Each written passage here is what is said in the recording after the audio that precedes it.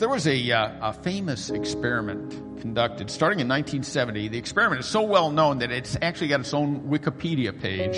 It's called the Stanford Marshmallow Experiment.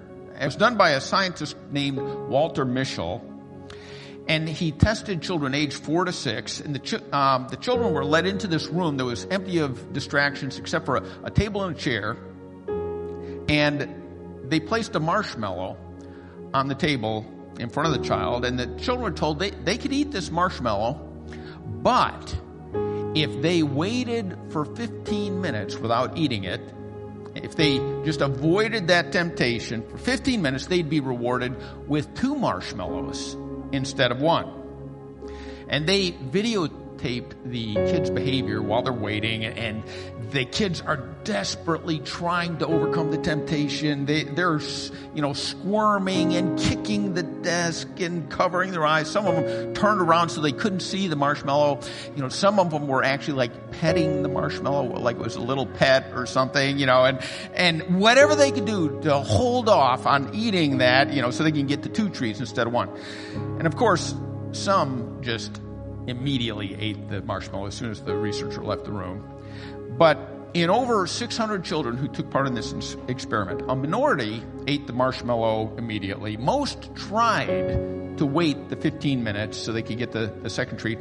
Only about a third actually made it the 15 minutes and got a second marshmallow. Well, the researchers then tracked these kids for the next 40 plus years. Believe it or not. It turns out that the children who were able to overcome temptation better and not eat that marshmallow, they went on to get higher SAT scores, got into better colleges, had on average better adult outcomes, even were less likely to be overweight. The children who ate the marshmallow quickest were more likely to become bullies. They received worse teacher and parental evaluations in middle school and high school, and were more likely to have drug problems at age 32. Now, 2 points about this. First, when you're tempted, there is more at stake than what you see on the surface. On the surface, it just looks like one marshmallow, and whether I get 1 or 2, no big deal. But there is more at stake. The little temptations we face actually have bigger outcomes in our lives, and over time will affect the whole direction of our lives. When we're tempted about anything, maybe it's impulse buying while you're at the store, or maybe it's a third helping of dessert, or lustful thoughts about a girl or a guy, or maybe it's a temptation to tell little white lies where you're just making yourself look a little better than you really are, or a temptation to fudge a little bit on your expense account or your taxes. All these temptations on their own look pretty small. They look insignificant.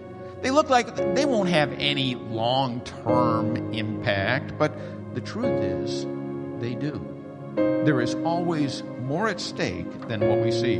Those little temptations have bigger outcomes in our lives, and over time will affect the whole direction of our lives. None of us ever think there's much at stake. It's just a few dollars. It's just a few calories, or a few thoughts, or a few white lies, or a few cheats. I always think it's a small thing, because in the moment of temptation, all I see is the one thing in front of me, but there is always more at stake than what I see. Now, the second thing that we're going to see as we study this is that at the root of every temptation is a question. Can God be trusted? Now, that's not immediately obvious, so let me explain it. This is true because a person's willingness to delay gratification and resist temptation depends on their confidence in the person making the promise. If those kids waiting to eat the marshmallow have any doubts about whether that man who's promised them a second marshmallow will actually fulfill that promise, if they think that maybe after they've waited 15 minutes and endured the pain of waiting, that guy will come back and take away their marshmallow and say, sorry, you had your chance. You should have eaten it while you had it in front of you. Now it's too late, and you're not going to get 2 marshmallows. In fact, you're not even going to get 1. Sorry, you waited for nothing. If they think there's any chance of that happening, if he or she doesn't fully trust the person who's making the promise, there is no way they're going to wait. There's no way they're going to resist that temptation. A person's willingness to delay gratification and resist temptation depends on their confidence in the person making the promise. The same is true for you and me when we're tempted. My ability to resist temptation is directly related to my trust and my confidence in the one who is in control of my life. My ability to resist temptation is directly related to how much confidence I have in my Heavenly Father.